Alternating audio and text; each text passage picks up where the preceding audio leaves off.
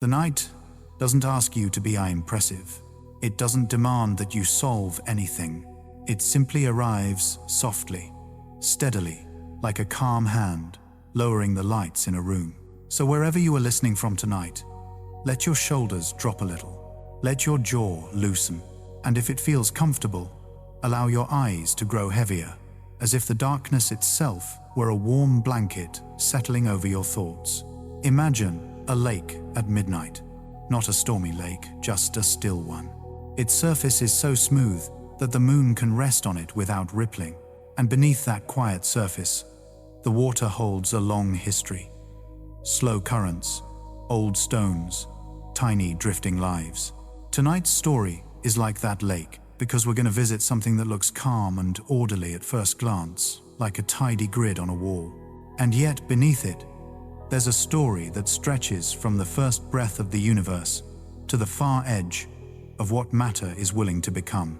Kij Ban Gok. Tonight, we'll drift through the periodic table, not as students, not as people who need to memorize symbols, but as travelers walking through a quiet museum after closing, when the hallways are empty and every exhibit feels more like a memory than a lesson.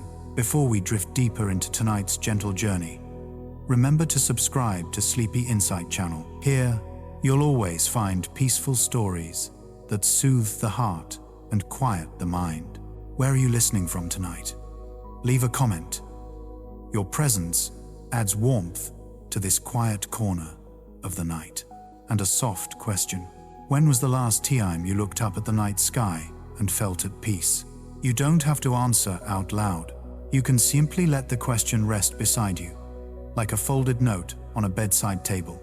Now, breathe in, slowly, and as you breathe out, imagine your thoughts thinning, like mist over water. Tonight, the periodic table will become a map of what can be built, a map of what can endure, a map of what flickers into existence for only a moment, then slips away again. Each small square is like a room in an old library, each one holding a story. Some rooms smell like salt air and ocean wind. Some smell like warm metal and old tools. Some feel like distant starlight, and some feel like doors that open only briefly, just long enough for someone to glance inside. If you've ever wandered a quiet place at night, an empty station, a bookstore just before closing, a street after rain, then you already know the feeling we're aiming for. A gentle awe, a sense of scale that doesn't overwhelm you, but steadies you. So let's begin our walk. Picture a small observatory on a hill outside a sleepy town. Inside, the air is warm with the faint scent of paper and old varnished wood. A desk lamp is turned low, just enough to make a soft pool of light. On the wall is the periodic table, not bright and loud, not a shouting poster, just a quiet chart, its corners slightly curled, its colors faded. It looks organized, peaceful, almost reassuring. And that's the first strange comfort of it. So many things in life feel messy: emotions, schedules, memories, unfinished conversations. But here, in this grid, everything seems to have a place. Yet the deeper you look, the more you realize this table is not a list of things we own. It's not a shopping catalog of reality. It's more like a coastline drawn on an old map. Some of it well known, some of it guessed, and some of it marked with the quiet warning, "Here be mysteries." One of the softest surprises is this. More than half of the squares on the periodic table represent elements that do not naturally exist on Earth in any lasting way. Let that sit with you. Nature, on our planet, is selective. Earth is like a careful curator. It keeps what can endure, and it lets the rest fade away. Some elements are too unstable to remain. Even if they were present when the solar system formed, they would have quietly transformed long before the oceans cooled. Their atoms would have rearranged themselves into other identities like names, changing over generations, until the original is no longer spoken. So the periodic table becomes, in a gentle way, a survival story. Not dramatic, not violent, just inevitable. and it becomes something else, an archive of what the universe can do, even if it rarely does it here. Walk closer to the table. Your footsteps are quiet on the wooden floor. Outside, the wind moves past the dome like a slow breath. You start noticing the table isn't only organized by number, it's organized by personality. Some elements are social. They bond easily. They build structures, minerals, shells, tools, wires. Others are solitary. They drift, reluctant to react, content in their own arrangement. And some are impatient. They don't stay one thing for long. They exist like brief sparks in the dark. If you let your mind soften, you can almost feel their different tempos. Because the periodic table is also a landscape of time. There are elements that have been stable for billions of years. They sit in the world like old trees, patient, enduring, familiar. And there are elements that last for seconds, or fractions of seconds, or less than the time it takes to form a thought. How strange it is. Something can be real, measurable, meaningful, and yet exist only as a whisper. In certain experiments, scientists don't hold these elements. They notice them the way you notice a shooting star. A brief line of evidence across the dark, and then it's gone. A trace, a signature, a pattern. It's a kind of knowledge that doesn't require possession, only attention. And that idea knowledge, through attention, fits the night. Because at night, when you're tired, you don't need to control everything. You don't need to grip the day tightly. You only need to notice what's gentle and true. So, in our observatory, we allow ourselves to be curious in the softest way.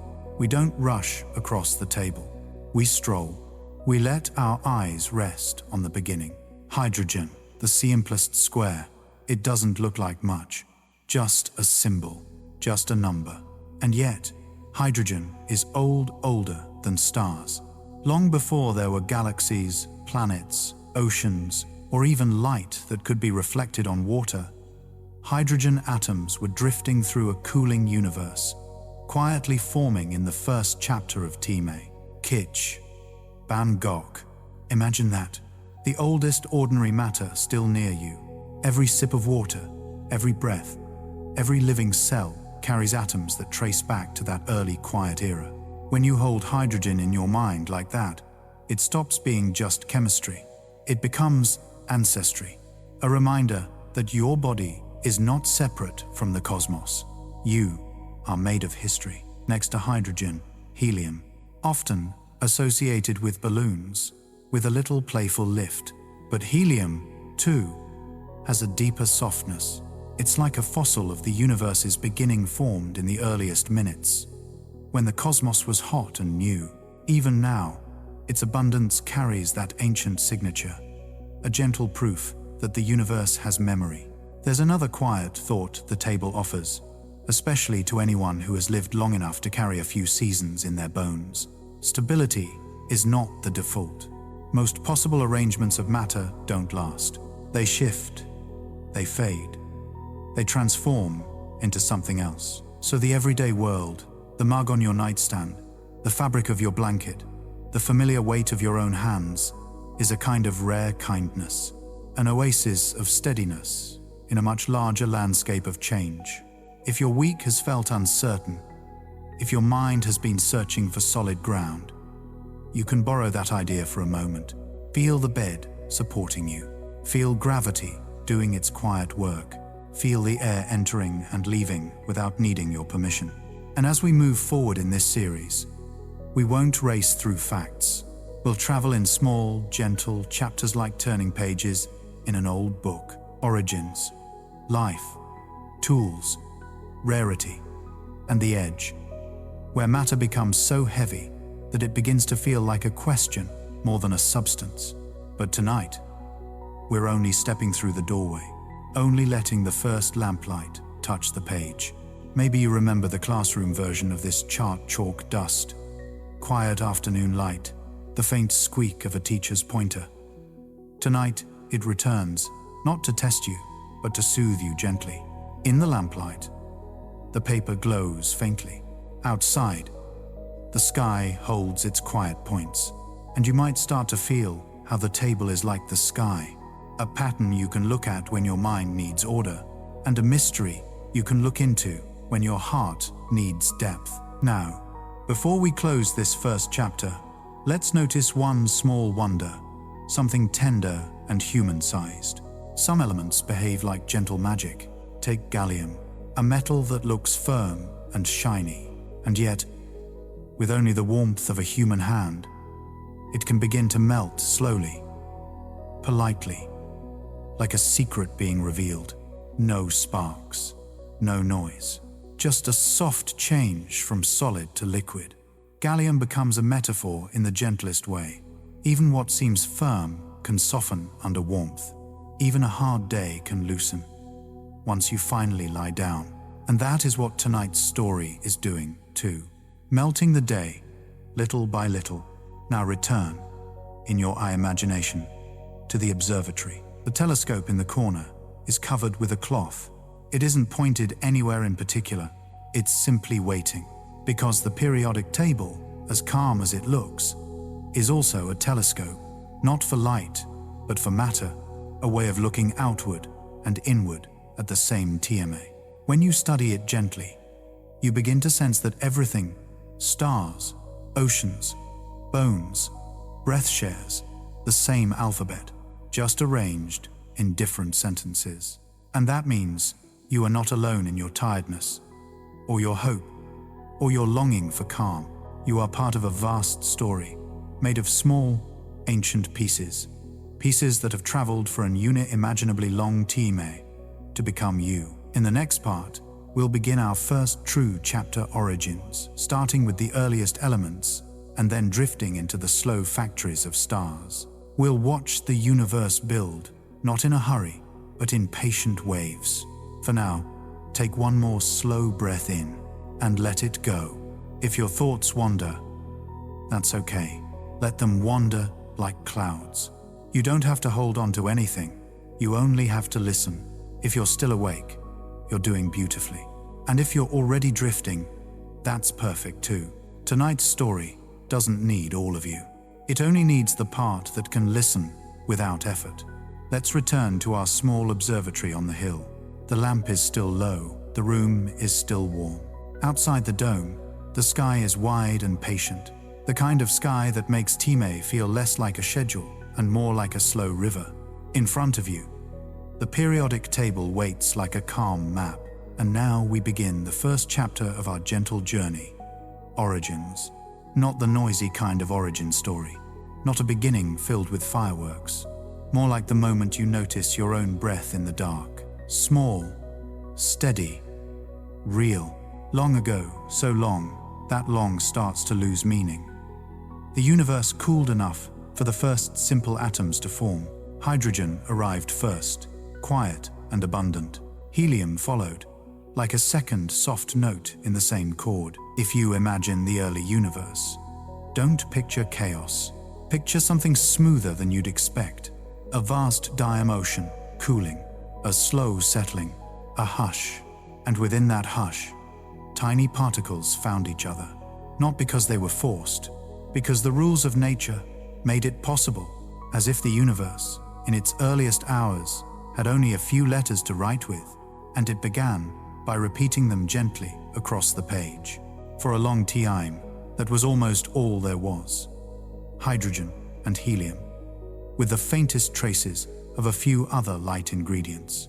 The periodic table, if you could have pinned it to the sky back then, would have looked nearly empty. Just a few squares lit, just a few rooms with their lights on. And yet, even with only those simple ingredients, the universe was already preparing something tender. Because gravity is patient. Gravity doesn't shout. It doesn't hurry. It gathers.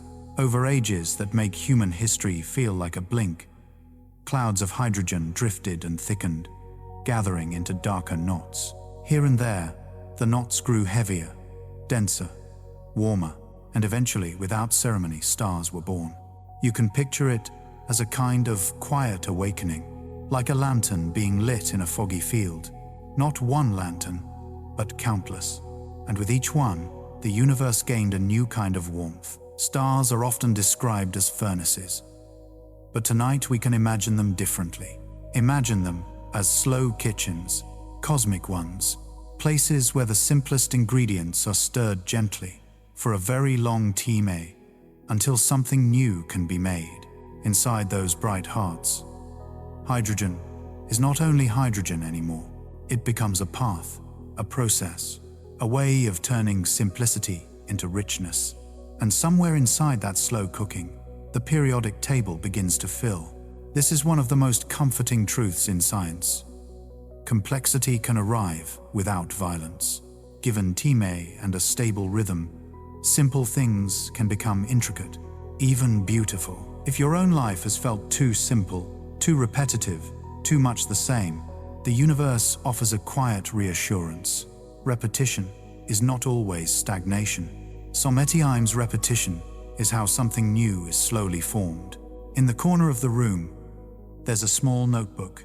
Its pages are slightly yellowed, the way paper looks when it has been patient for years. On one page, someone once drew a simple sketch. A cloud, then a star, then a scattering of dust. No equations, just a quiet reminder that creation can be gentle. If it helps, you can imagine that notebook is yours. And as you listen, you're writing with the softest pencil, barely touching the page. You are not trying to prove anything. You are simply letting the mind make room for wonder. Because wonder, when it is calm, can feel like relief. And in this calm wonder, you may notice something surprising. The universe doesn't build everything everywhere. It has preferences. It has neighborhoods. Some elements are made in the slow, steady glow of ordinary stars. Others need rarer conditions, moments of greater pressure, deeper heat, or stranger chemistry. Not dangerous in the way we think of danger, but simply uncommon, like a flower that blooms only on one remote hillside. So when you touch a piece of iron or taste a grain of salt, you are touching a history of places, different cosmic rooms, different eras, different quiet workshops. Even the dust that drifts between stars carries these signatures. And sometimes, that dust becomes part of a meteorite, a traveler that lands on Earth, carrying minerals older than our oceans. There's something soothing about that. The world is not only what happened here, it is also what arrived, softly, from far away. Now, let's pause for a moment. Breathe in, and as you breathe out, imagine a star's light traveling toward you. Not rushing, just arriving, the way light always does, one calm wave after another. When you look at a star, you are seeing an ancient message, light that left long ago, a small reminder that the universe is always sending soft signals through the dark. But the real wonder is what that light represents, the building of matter. In the lives of stars, new elements appear like gentle milestones. Carbon, for example. Carbon is the element of warmth and structure. It's in wood and paper and soil. It's in the quiet comfort of a candle flame. It's also in you. If you've ever felt comforted by the smell of rain on dry earth, or the softness of a worn book, you've been comforted by carbon's long, patient story. Oxygen, too. Oxygen isn't only the thing you breathe. It's a presence in oceans, in stones, in the delicate pale colors of certain minerals. It's the element that makes water possible. And water, in a way, is the universe learning to hold itself. Even iron-heavy, steady iron has an origin story that begins inside stars.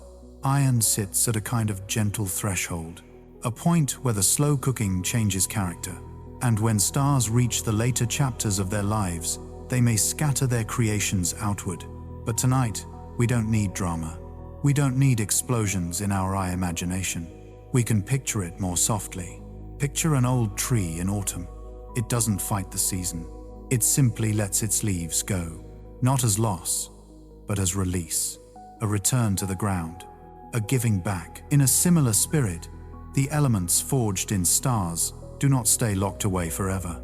They drift outward, becoming dust, becoming clouds again, becoming the raw material for new stars, new planets, and eventually new stories. So when we say you are made of stardust, it doesn't have to sound dramatic. It can be a gentle intimacy. You are made of matter that learned, slowly, how to be more than it was. And the periodic table is like the record of that learning. In our observatory, the table on the wall begins to feel less like a chart and more like a family album.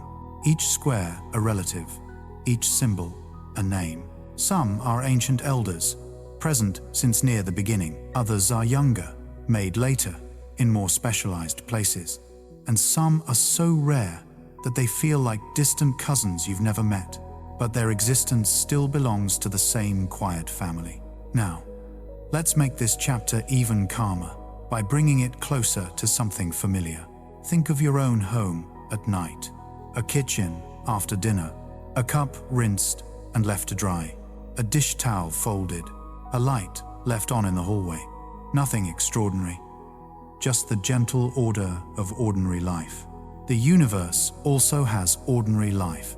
Long stretches of dreamy where nothing big happens, where stars simply shine and matter simply drifts.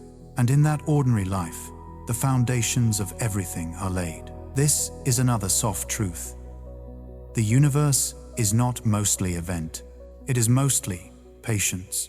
If you have spent years holding responsibilities, carrying people, keeping things running, you may understand that kind of patience. The quiet labor that doesn't get applause, but keeps the world from falling apart.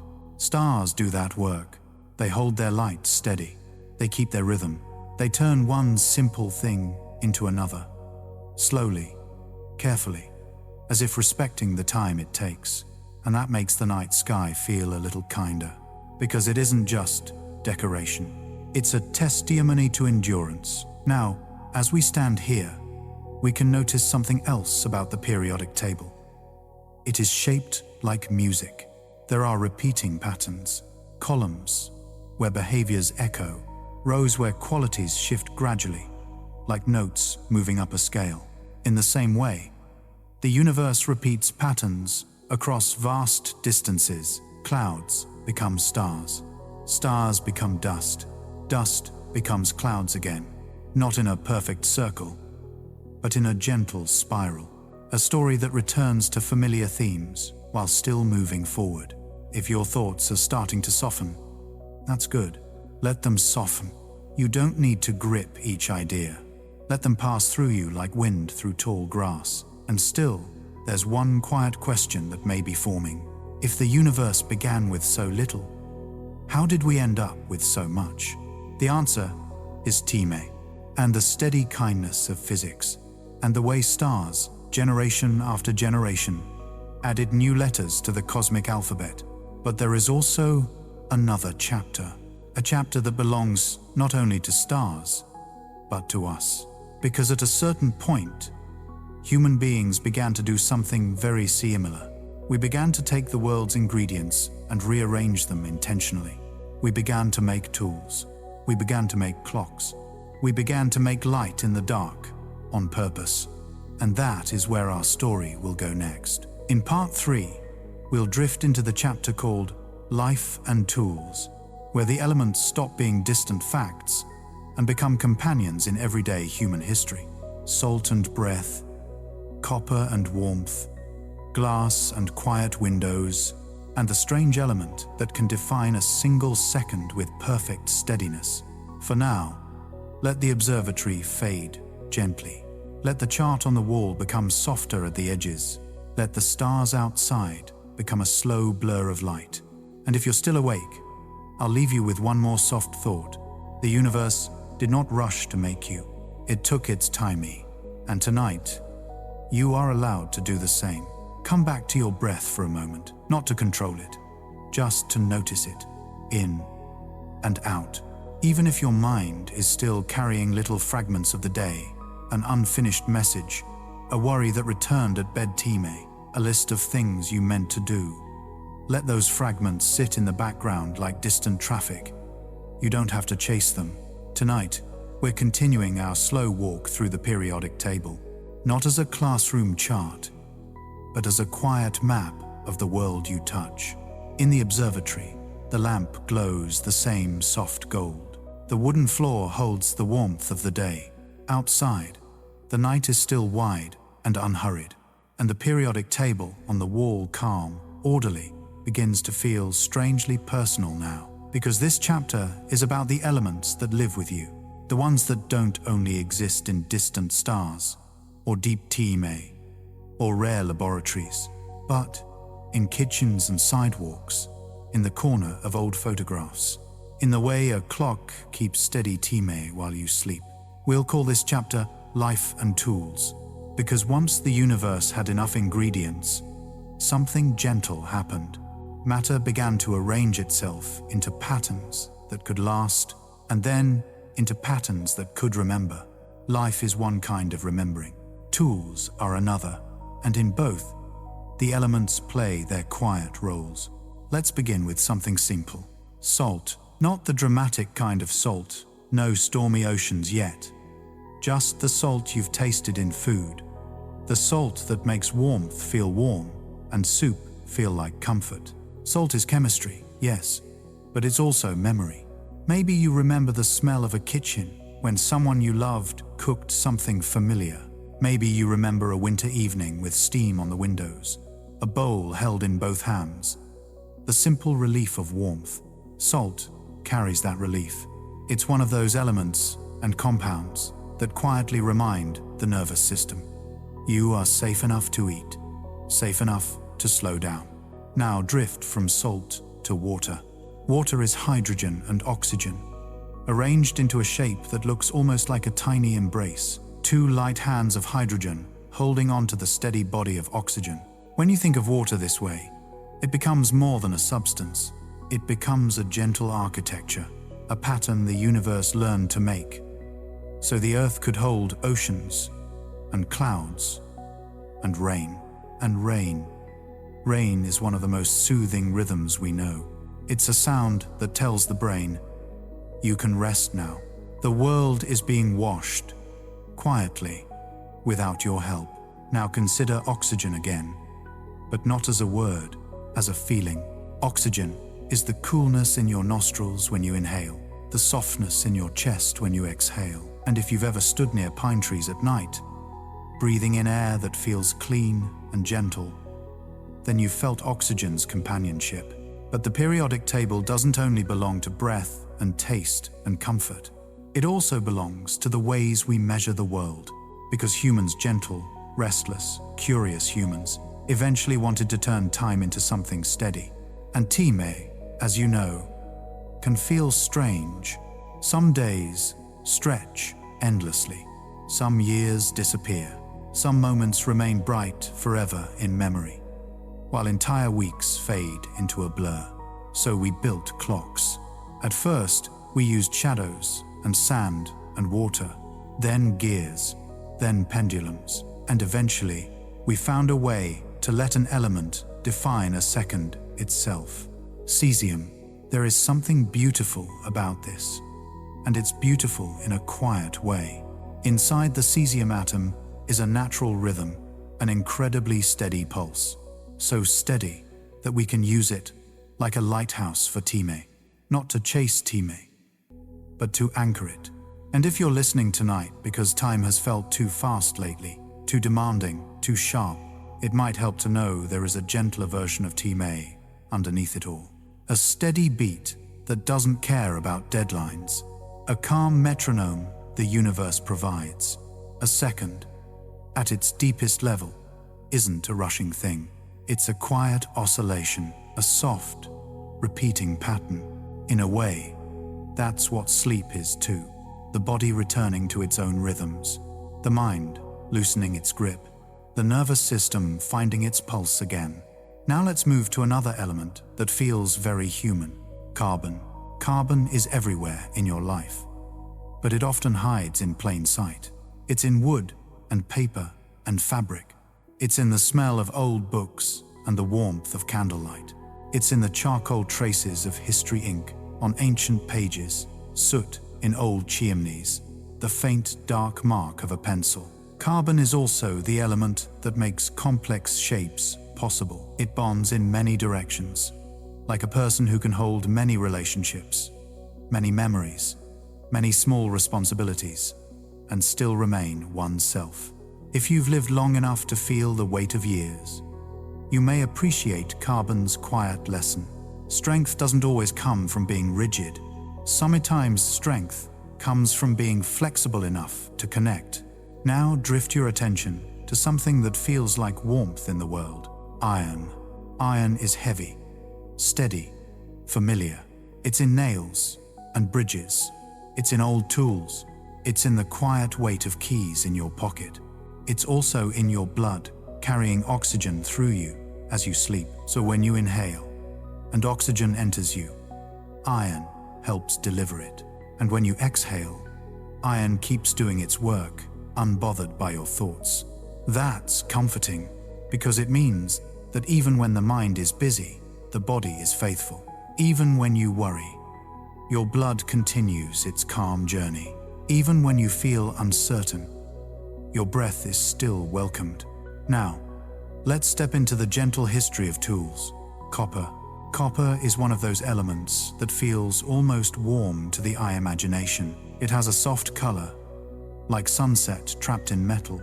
Copper carries electricity beautifully. It carries signals. It carries light, in a way. So when you see a lamp glowing at night, you can quietly thank copper for being part of the invisible path that brought that light to you.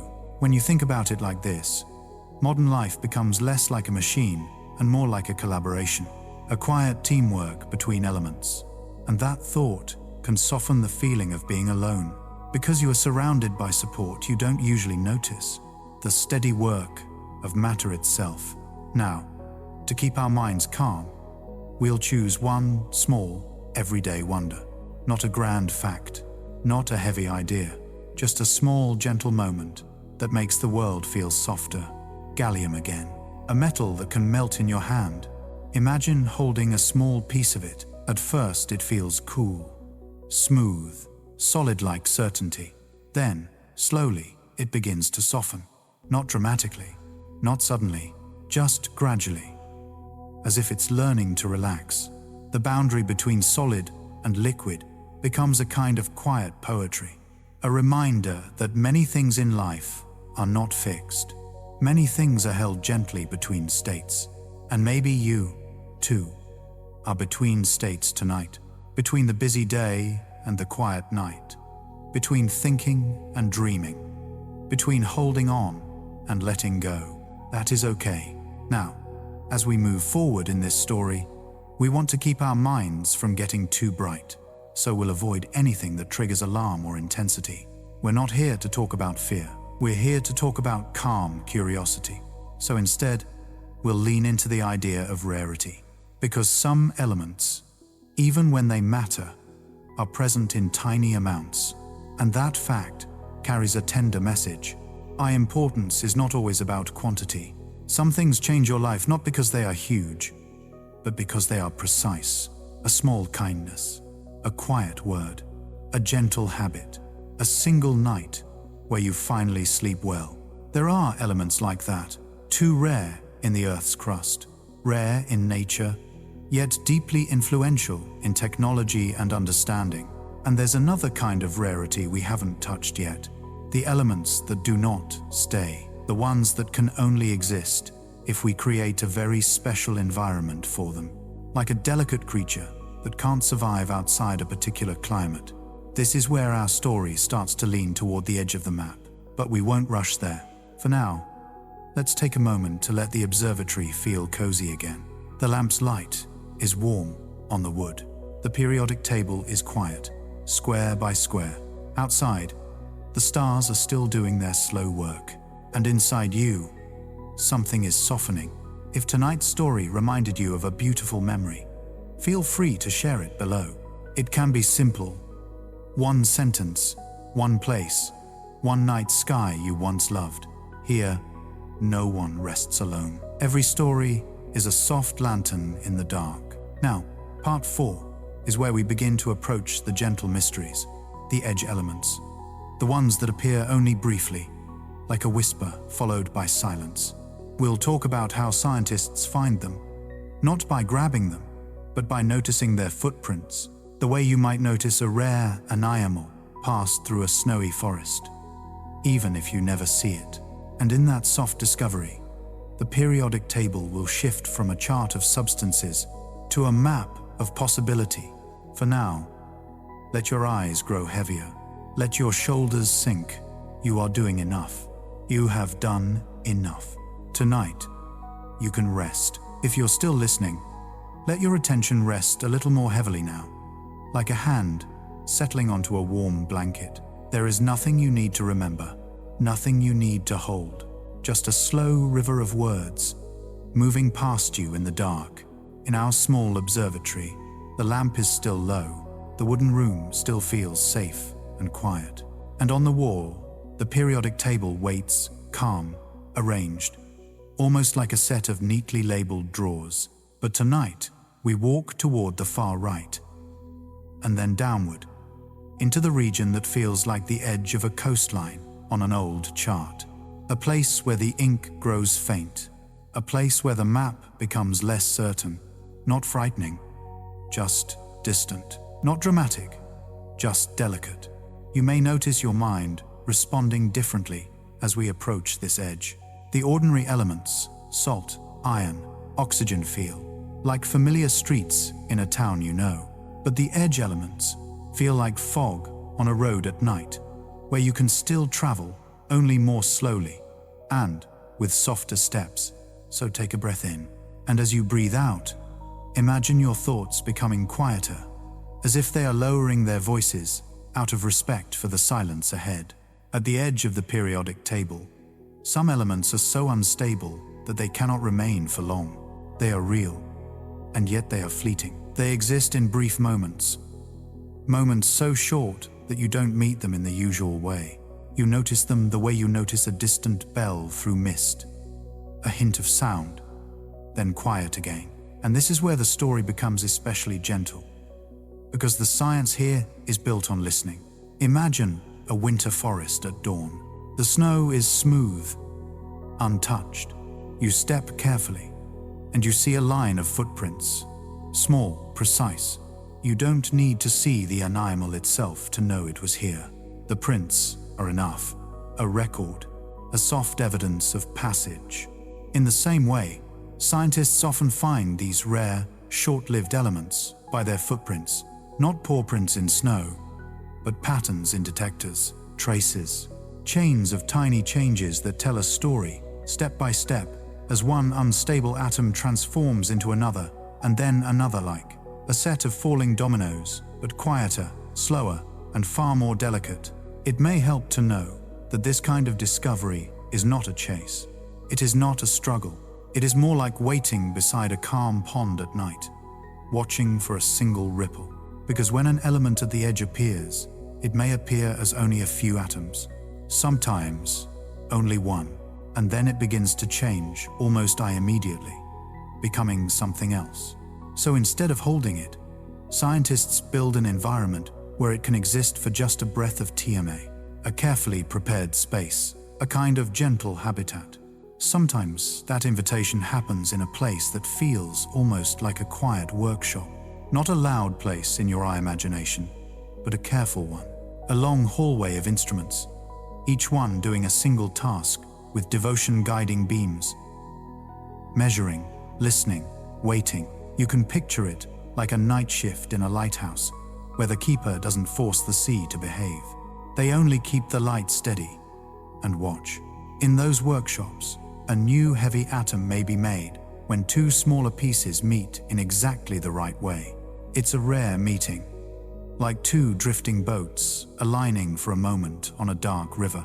Most of the time, they pass without joining, but once in a while, they touch, and for a heartbeat of time, something new exists. And then, almost immediately, it begins to change, not as punishment, not as failure, just as nature's way of seeking a calmer arrangement. If you could watch that process with your eyes, it wouldn't look like an explosion. it would look like a tiny fade, a soft turning of the page, a candle flame leaning, then straightening. This is why the edge of the table can feel strangely soothing. It teaches us that change is not always an emergency. Sometimes change is simply the most natural next step. When was the last time you allowed something to change without fighting it? You don't need an answer, only the permission to let the question rest. Let it rest beside your breathing. That word habitat matters because it softens what might otherwise feel cold or technical. It reminds us that even in laboratories, the work is often tender, creating conditions where something fragile can be, briefly, itself. And this is one of the quieter wonders of the periodic table. It includes not only the things nature keeps around us, but also the things that can exist only when we invite them carefully into being. Now, if you look again at that calm grid on the wall, you might feel the table shifting in your mind. It isn't only a chart of what exists in the world, it becomes a chart of what is possible. And possibility is a gentle thing. It doesn't demand, it doesn't rush. It simply opens a door and lets you peek inside. In this edge region, scientists often speak in a language of signals. A certain pattern appears, a certain energy is measured, a certain sequence repeats, and then quietly they say, something new passed through, a whisper, then silence. If you're listening tonight because your mind has been noisy lately, you may find comfort in that phrase, a whisper, then silence. It sounds like the way worries behave when sleep finally comes. They whisper for a while, and then they fade. Now let's walk a little farther, still gently. Down near the bottom of the table, the names themselves begin to feel like distant places. Not because they are threatening, but because they are rare, because they are far from the ordinary materials of life. They sit at the border where matter becomes heavy enough that it barely wants to keep its shape. And yet, even here, the universe has patterns. Even here, there are families' columns where elements share a kind of personality.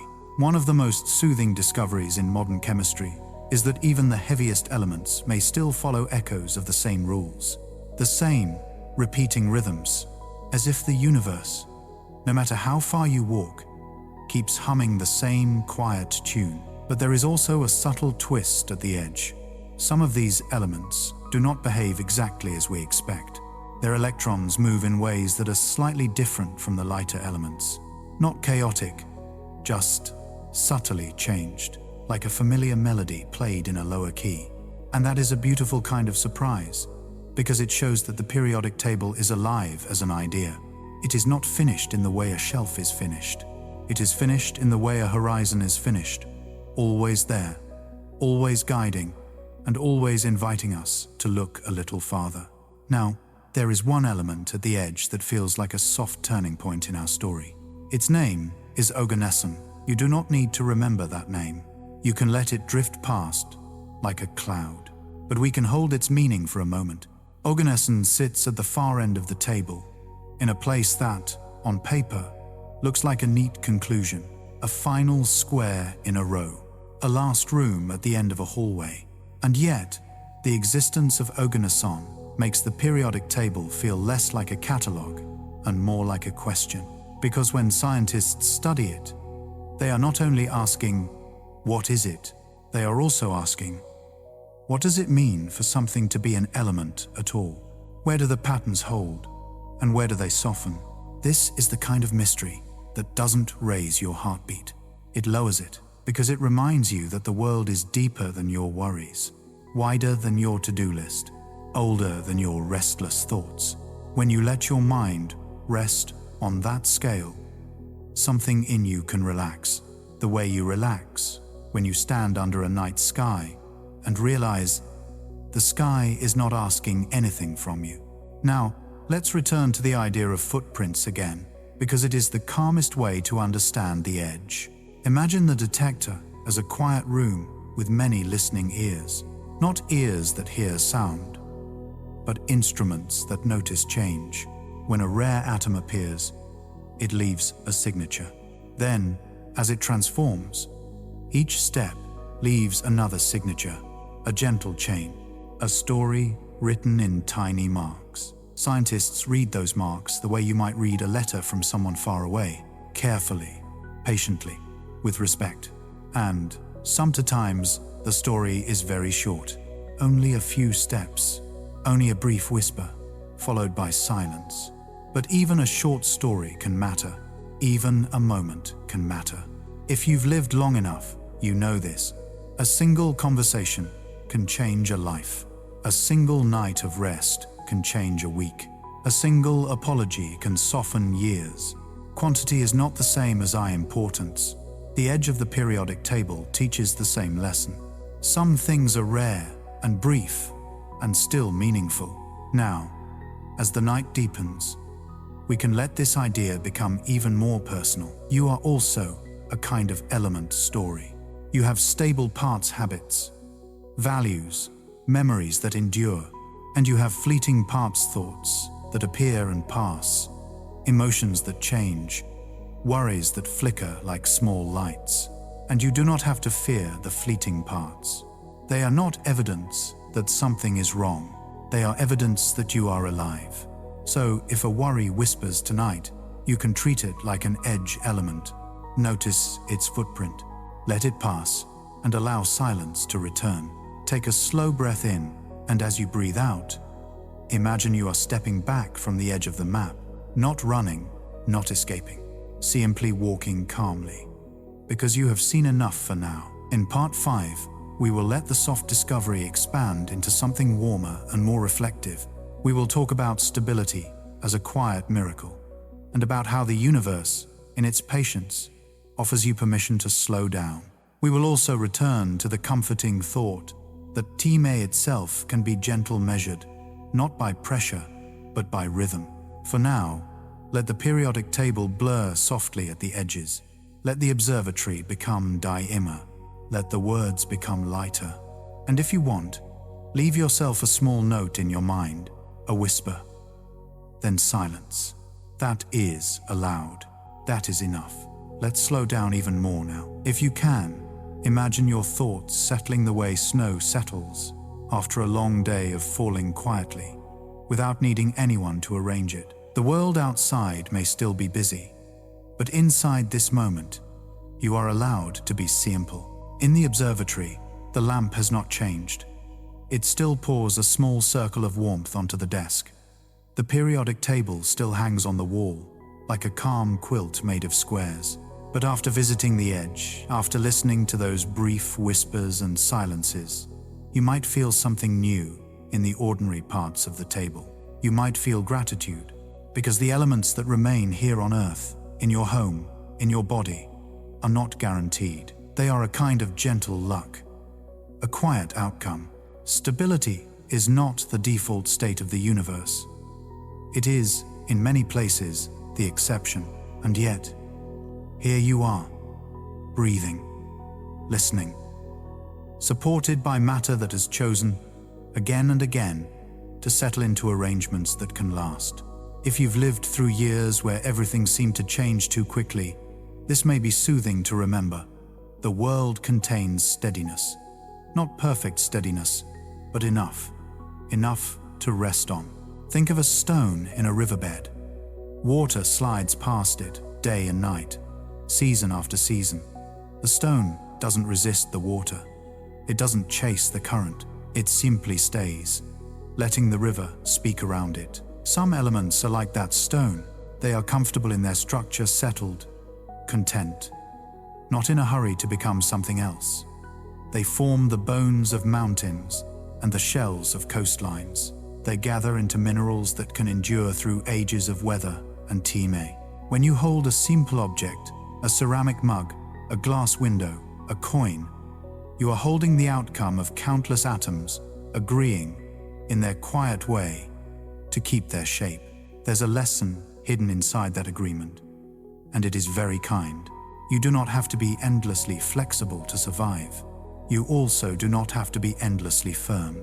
Somewhere between softness and steadiness, there is a place where you can simply be. Let's stay with that place tonight. Imagine, for a moment, that the periodic table is not a chart, but a landscape with valleys. In this landscape, stability is like a gentle valley floor low, protected, naturally restful. Unstable arrangements sit higher up, like windy ridges. They can exist briefly, but they don't feel at home there. So, with team, they drift downward toward calmer shapes. That is one way to picture why many atoms change. Not because they are punished, but because they are seeking rest. And isn't that what you're doing tonight? Seeking a lower place in the landscape of your day. Seeking the valley. Seeking the body's most comfortable arrangement. So, if you feel tired, you don't have to judge it. Tiredness is not a weakness. Sometimes, it is simply your system trying to return to its valley. Now, let's bring this idea into time, because time can feel like a ridge, too windy, pressured, narrow. If your weeks have been packed, if your days have been loud, time can start to feel like something chasing you. But the universe offers another perspective. Some things last for only a blink, and some things last for billions of years, and the universe does not favor one over the other. It does not hurry the brief, and it does not disturb the long. It simply allows each thing to be what it is. For as long as it can, the universe is not hurried, and neither are you required to be. Let that sentence arrive slowly, like warm tea moving through you. You don't need to believe it perfectly. Just let it touch the edges of your thinking. Now, picture an hourglass, but not made of glass, made of starlight. The grains falling are not sand, but small moments, and each grain falls at its own pace, not because anyone is pushing it, but because it is time to fall. That's how the night can feel when you let it. A gentle permission to stop pushing. If you've been carrying responsibility, work, family, expectations, noise, you may have trained yourself to stay alert even when you're exhausted. Many people do. It's a kind of survival. But tonight, we practice a different kind of intelligence. The intelligence of letting go. And we can learn it from matter itself. Atoms don't hold on to their old shapes out of pride. When a more comfortable arrangement is possible, they move toward it. Slowly, quietly, without drama, they settle. So let your body do the same. Feel the weight of your head. Feel the weight of your hands. Feel the way your chest rises and falls. Without needing an instruction, you are already settling. There's a reason this idea can feel especially comforting to anyone who has carried a few decades of living. By the time you reach the middle chapters of life, you've seen how quickly plans can change in a heartbeat. You've watched certain seasons repeat, and watched other seasons never return. You've learned that some things are sturdy friendship that stays, love that matures, the quiet dignity of doing what must be done. And you've also learned that some things are like edge elements. They appear briefly, teach you something, and then dissolve into the past. Memory works like that, too. A childhood summer can feel like it lasted forever, and yet it is now a single warm photograph in the mind. A voice you once heard every day can become a faint echo you carry with you. A house you lived in for years can shrink to the size of a smell, soap, rain, rice, steaming in a kitchen. And still, beneath all that change, your body keeps its stable patterns. Calcium holds your bones the way old beams hold up a familiar home. Even when you are asleep, your skeleton quietly keeps its promise to support you. Phosphorus helps move energy through your cells, like tiny lanterns passing light from one place to another. Sodium and potassium keep the gentle electrical balance that allows nerves to speak in whispers. You don't have to understand any of that in detail. You only have to feel what it means. You are held. Even the room you're in is held by stability. Glass begins as sand silicon and oxygen arranged into a transparent calm. It turns chaos into clarity. A window you can look through, a screen you can dim, a drinking glass that catches lamplight without keeping it. Gold, too, can be a quiet symbol in our lives, present in a ring, a small chain, a worn heirloom tucked away. It doesn't rust easily. It doesn't hurry to change. It sits there for years, simply shining when light finds it. A gentle reminder that some bonds are made to last. So when you feel the night pulling you towards sleep, you can think of yourself as part of that same story. A mixture of steady materials and passing moments, arranged right now into the most human shape of all. Now, there is another soft discovery here. One that doesn't shock, but gently shifts your perspective. When we talk about rare elements, we often imagine something exotic. But rarity isn't always about being far away. Sometimes, rarity is simply about being unnoticed. The most overlooked element in your night might be the air itself. The quiet mixture around you, the invisible support. It is always there, always holding you, always entering and leaving you like a tide. And that brings us to a comforting kind of connection. You are never entirely separate from your environment. You are in constant, gentle exchange with it. Breath in, breath out. A quiet conversation with the world. So if you felt isolated, if you felt like you were carrying too much alone, remember this: your body is always in dialogue with something larger. You belong to a system that supports you. Now, return to the periodic table on the wall. Look at the squares again, not as facts, but as moods. There are squares that feel like earth-stable, grounded, dependable. There are squares that feel like water, adaptable, flowing, reflective. There are squares that feel like airlight, quick, subtle. And there are squares that feel like fire, not violent, but bright with possibility. If you've ever wondered why the world has such variety, why your own emotions can shift, why seasons change, why life contains both calm and movement, the table offers a quiet explanation. Variety is built in, not as a mistake, but as a feature of reality. And you are part of that variety. You have days where you are stone. You have days where you are water. You have days where you are air. And sometimes you have moments of fire, brief, warm, inspiring. None of these states are wrong. They are simply different chapters of being. Now, let's sit with one more image, a very gentle one. Imagine a shoreline at night. The sea is calm. Each wave arrives, touches the sand, and then withdraws. Not with force, but with softness. The sound is repetitive, predictable, soothing. That sound is like the universe's message to you. You can repeat. You can return. You can come back to yourself. Because healing is often repetitive. Rest is repetitive. Breath is repetitive. And that repetition is not boring, it is stabilizing. If you want, you can match your breathing to the wave. In as the wave rises. Out as it slides back. Nothing to perform, nothing to fix, just rhythm. Now, the story we're telling, the story of matter, has a similar rhythm. The universe builds, then it releases. It gathers, then it spreads. It forms, then it softens. It holds, then it lets go. And you, too, can live in that rhythm. You can work, and then rest. You can care, and then be cared for.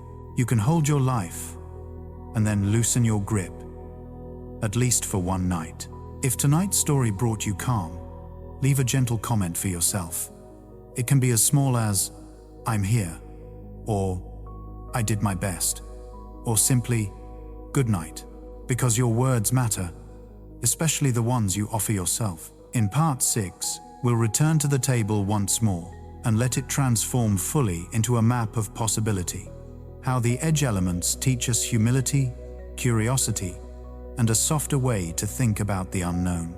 We'll keep the wonder calm, like lantern light in fog. For now, let the shoreline fade. Let the observatory dim. Let the squares on the table soften into a quiet pattern. And remember, the universe is not hurried, and neither are you required to be.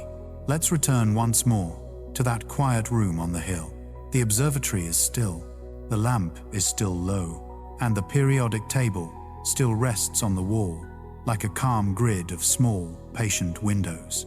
But tonight, we look at it with different eyes. Not the eyes that want to know everything, not the eyes that want to be right, just the eyes that want to feel the world becoming softer at the edges. Because this chapter is about possibility, and possibility, when it's held gently, can feel like comfort. If you've ever stood at the shore at night, you know the feeling. The ocean is there, dark and wide. You can't see the end of it, and yet you don't panic. You simply listen to the waves and feel your body loosen, as if the unknown itself can be soothing. The edge of the periodic table is like that ocean, a place where our certainty fades into mist, a place where we stop pretending we can hold the whole world in our hands, and instead, we learn to stand quietly beside it. In the earlier parts of our journey, we visited the familiar elements, the ones woven into breath, water, salt, stone, and tools. We touched the steady ones, the everyday ones, the ones that make the world feel dependable. Then we walked toward the edge, where some elements appear only briefly, like a whisper followed by silence. We learned that sometimes discovery is not about grabbing, but about listening. Not about conquering, but about noticing footprints. Now comes the soft twist that changes the mood of the entire table. The periodic table is not only a record of what exists, it is also a map of what could exist. And that shift from is to could is like moving from a photograph to a dream. A photograph says, "This is what happened." A dream says, "This is what might be possible," in ways you don't fully understand yet. This is why the table can feel poetic, because poetry is not a list. Poetry is an invitation. In the quietest laboratories, where scientists carefully invite rare atoms into being, the work can resemble an art more than a routine. A certain beam must be guided with patience. A certain target must be prepared, like a delicate surface. A certain detector must wait, attentive, like a person listening for a friend's footsteps in the dark. Most of the team A, nothing happens. And that, too, is part of the beauty, the patience, the acceptance that the world does not owe us a result on demand. If you've ever waited for something in your own life, a phone call, an answer, a season to pass, a feeling to soften, you already understand this kind of science. You already understand the quiet strength of waiting. So tonight, as we stand at the table's far edges, we can let that same strength move into us. Not forceful strength, gentle strength, the kind that comes from releasing urgency. Now I imagine the periodic table as a coastline again. The lighter elements are like the familiar towns near the harbor. They have streets you know. They have houses you've visited in memory. But as you travel outward, the coastline becomes rugged and foggy. There are fewer lights. The map includes more blank space, and the ocean beside it becomes darker and wider. Here, the table stops being a chart of stuff. It becomes a chart of behaviors, patterns, and questions. Why do certain arrangements last? Why do others transform quickly? Where does stability hide? Where does it disappear? And can it reappear again in places we didn't expect? There is a quiet idea some scientists speak about when they talk about heavy elements. They call it an island of stability. It's not a guarantee, not a promise, more like a hope shaped into a metaphor that somewhere beyond the stormy seas of instability, there might be a calmer region, an island where certain heavy atoms could last longer than we thought. Even if that island is only partly real, the metaphor is still soothing because it suggests something kind. That steadiness can exist even in unlikely places. That calm can be found beyond the rough part of the journey. That sometimes If you keep going gently, the waves soften. If your own life has felt like a long stretch of uncertainty, you might want to borrow that image tonight. An island of stability, a quiet place ahead, not a fantasy of perfection, but a real possibility of steadiness. And even the act of naming these far elements can feel like a quiet human ritual. When an element is confirmed, it receives a name, often honoring a place, a scientist, a moment in our shared story. It's a little like naming a star in your memory at night. You look up at something distant and say, "You were here." And somehow, that makes the distance feel less cold. Names are bridges. They don't change the atom's brief life, but they change our relationship with it. They turn mystery into something we can carry in the pocket of language. If you've ever kept a box of old letters, you know this feeling. A few words on paper can hold a whole season. A name on an envelope can bring back a voice. A date can summon a room. A perfume, the sound of rain on a roof.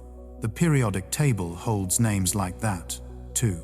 Each square is a label, but also a memory tag for the universe.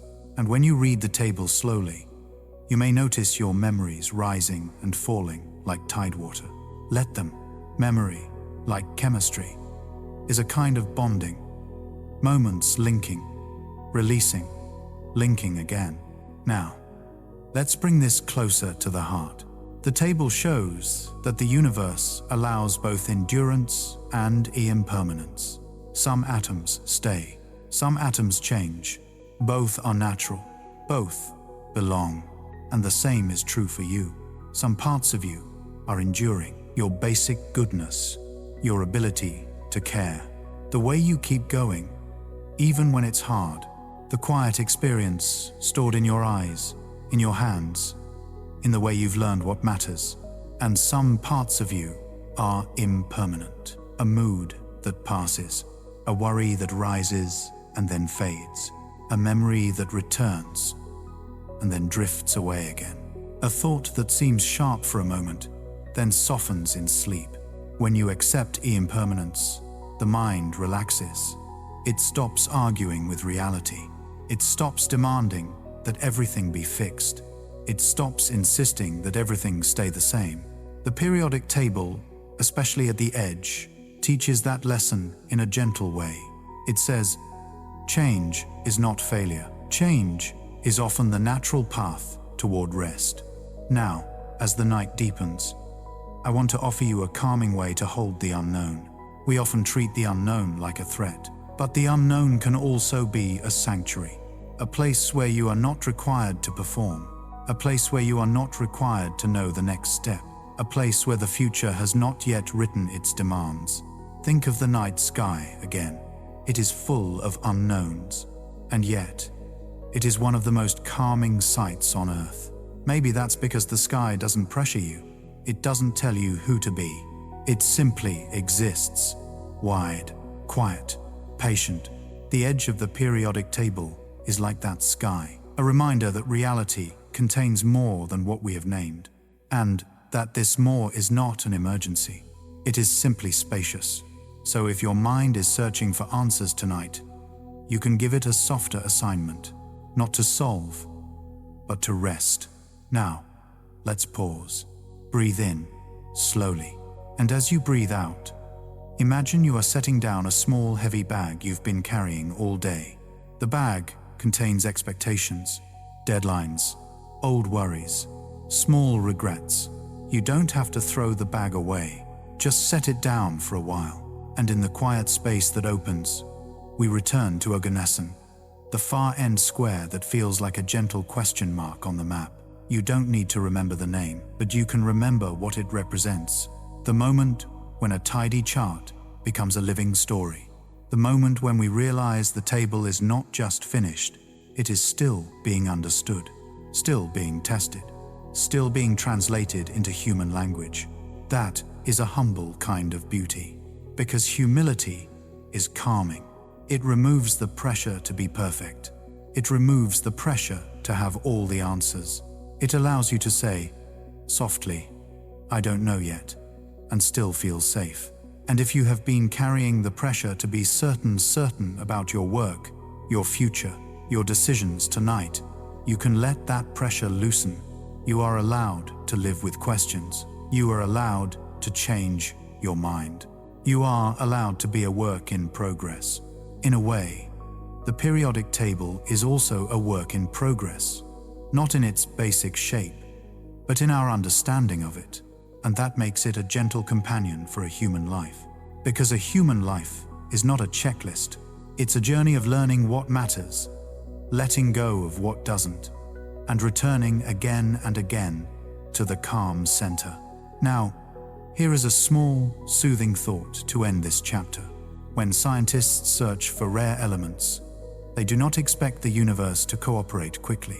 They prepare, they wait, they listen, they look for a whisper, they accept silence, and they keep their attention gentle. That is a beautiful way to approach sleep too.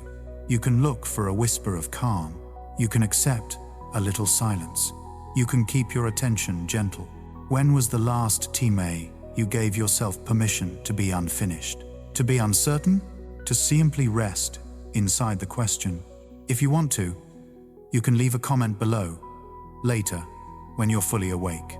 A small reminder to yourself, like, I can live gently, or the unknown can be quiet, or simply, I'm learning. Here, no one rests alone. Every story is a soft lantern in the dark. In part 7, we'll travel in a different direction.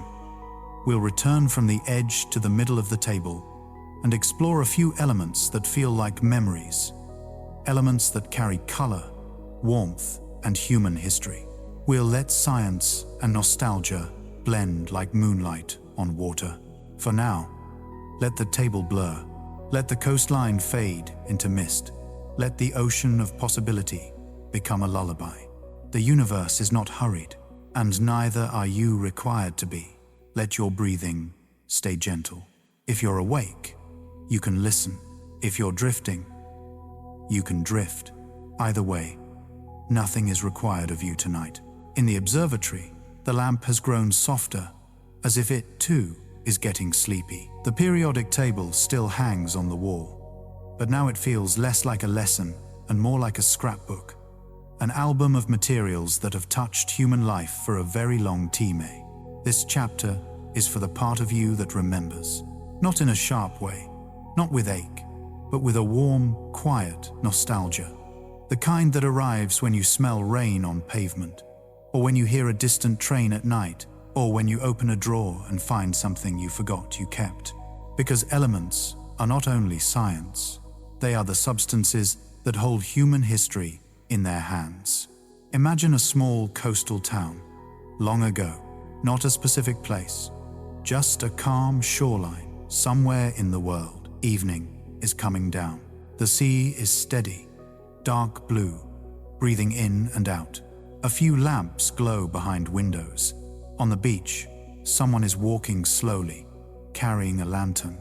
The lantern is simple, warm, and inside its soft light is a secret you already know. Light travels through a path of materials. Copper in a wire, glass in a bulb, a little heat, a little order. The universe's ingredients arranging themselves into comfort. Copper is a beautiful element to begin with, because it feels like warmth made solid. It carries electricity quietly, faithfully, without asking to be thanked. It also carries something older than electricity, the memory of hands. Long before screens and switches, copper was held, shaped, polished. It became bowls that caught water. It became bracelets that stayed on wrists through seasons. It became coins that traveled from palm to palm, gathering the oils of skin and the faint scent of everyday life. If you have ever held an old coin and noticed how it feels different, smoother at the edges, warmer somehow, you felt copper's quiet storytelling. Time doesn't only pass over objects, time moves into them, and that is soothing, in a strange way, because it means the world keeps evidence of living. Even after a day is gone, the materials remember. A door handle remembers, A staircase rail remembers. A ring remembers. Not in words, just in worn surfaces and softened corners. Now imagine a desk in the observatory. A drawer opens with a whisper of wood. Inside is a small tin box. The box holds a few simple things. A pencil, a folded note, a photograph, and a key. A pencil is graphite carbon mixed and held carefully.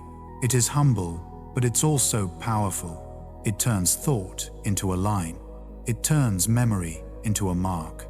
If you've written a grocery list, a love note, a reminder, you've used carbon to make the invisible visible. And in that act, you've joined a long human tradition, leaving gentle traces. Ink, too, is a kind of element story. Iron has been used for ink for centuries. Iron salts darkening on paper, turning into words that can outlast a voice. That is another calm miracle of matter. A thought can become a stain that survives time. And sometimes, at night, that idea is comforting. Because even if your days feel like they blur, even if you worry you haven't done enough, your life still leaves quiet marks. In people, in rooms, in the way you softened someone's day without even noticing.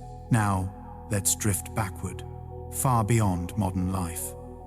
To a time when the periodic table was not a chart on a wall, but a set of mysteries in the earth. Picture a wide river at dusk. Along its banks, people gather stones. They are not rushing, they are looking. They are learning which stones break cleanly, which stones shine, which stones can be shaped into tools. There is a calm intelligence in that kind of looking. The same intelligence you use when you listen for your own tiredness and finally say, "It's time to rest." One of the earliest human material stories is the story of fire meeting metal. Not explosive fire, not frightening fire, just a controlled, careful flame. A hearth, a kiln, a glowing pocket of heat where stone begins to soften into possibility. Copper was among the first metals humans learned to work. It is not the hardest, but it is willing. It yields. It becomes. Then came tin. And the meeting of copper and tin bronze, a new material. Stronger than either alone, not because it fought harder, but because the arrangement was different. There is a gentle lesson there. Sometimes strength is not about adding more effort. Sometimes strength is about changing the pattern. If you have ever reached a point in life where pushing harder didn't help, where the only relief came from rearranging, changing a routine, changing a boundary, changing a pace, you understand the bronze lesson. A new arrangement, a softer kind of strength. And somewhere in that long human story, gold begins to appear. Not everywhere, not common, but unmistakable. Gold is the color of quiet sunlight. It doesn't rust easily. It doesn't hurry. It can sit in the earth for ages and still shine when uncovered. That is why gold became a symbol, not because it is better than other elements, but because it behaves like a promise. It will remain. If you have ever kept an heirloom, a ring, a pendant, a small object from someone you loved, you know what gold represents. A way of saying, this mattered, and it still matters. Silver, too, carries a kind of moonlight in its name. It reflects. It brightens the dark. It becomes a spoon that touches lips, a mirror that catches a face, a thin thread of decoration on cloth. If gold is sunlight, silver is night's gentle reply. Now, let's bring the story to glass. Glass begins as sand silicon and oxygen ordinary, plentiful, humble, and yet, when heated and cooled in the right way, it becomes transparent. It becomes a window, a bottle, a lens, a way to hold light without trapping it. Think about how calming windows can be at night. The reflection of a lamp, the faint outline of a tree, the soft blur of rain. A window is matter learning to be quiet and clear. And in a way, that is what sleep does for the mind. It turns the day's harsh edges into a softer blur, not erasing life, just smoothing it. Now imagine an ancient workshop. A bowl of powdered pigment sits on a table. Someone is making color. Not bright, neon color, quiet color. Earthy reds from iron oxides. Deep blues from cobalt. Soft greens from copper minerals. These colors are element stories. They are the periodic table painted into human life. If you've ever looked at an old mural, a faded textile, a worn painted door, you've been looking at chemistry made gentle, the world's ingredients arranged into beauty. And beauty, when it's quiet, can be a form of rest. Picture a museum after hours. The lights are dimmed to a glow that doesn't wake the artifacts. A security guard walks slowly, out of habit footsteps, keys quiet at the hip. Behind glass, a bronze bowl rests like a small moon. A strand of beads waits in a drawer, each bead holding a history of touch. A clay cup sits with a crack repaired long ago, proof that even fragile things can be made whole again. In the hush, you can hear materials speaking without words. Metal saying, "I can endure." Glass saying, "I can be clear."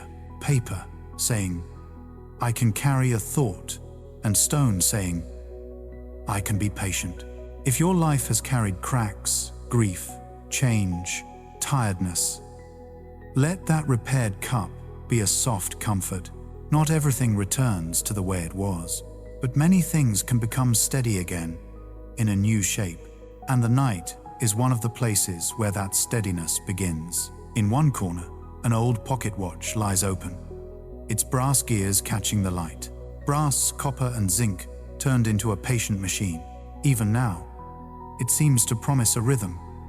Tick, pause, tick, a reminder that time can be measured without being chased. If you can, let your breath borrow that rhythm for a moment. Now, let's pause and let your breathing return to the front of your attention, in and out. If tonight's story is stirring memories of a childhood home, of a workshop smell, of a grandparent's jewelry box, of a school notebook let, those memories arrive softly. You don't have to chase them. You don't have to solve them. You can simply let them glow for a moment, like lanterns, then fade. Here, no one rests alone. Every memory is allowed to be gentle. There is another element that belongs to memory in a different way. Iodine, a faint antiseptic smell that might remind you of childhood scrapes, or a seaside air that tastes slightly sharp, or a small brown bottle in a medicine cabinet.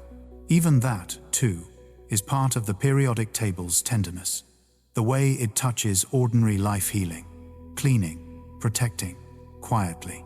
Now, as we move toward the end of this chapter, I want to bring the periodic table back to the observatory wall one more time. Look at it like a quilt again. Each square a patch, each patch a story. Some squares are the story of stars. Some squares are the story of oceans. Some squares are the story of tools and hands and long evenings by firelight. And you quietly are made from those same squares. Your bones, your breath, your warmth, your tiredness, your kindness, all built from ancient ingredients that traveled through Timur to become you.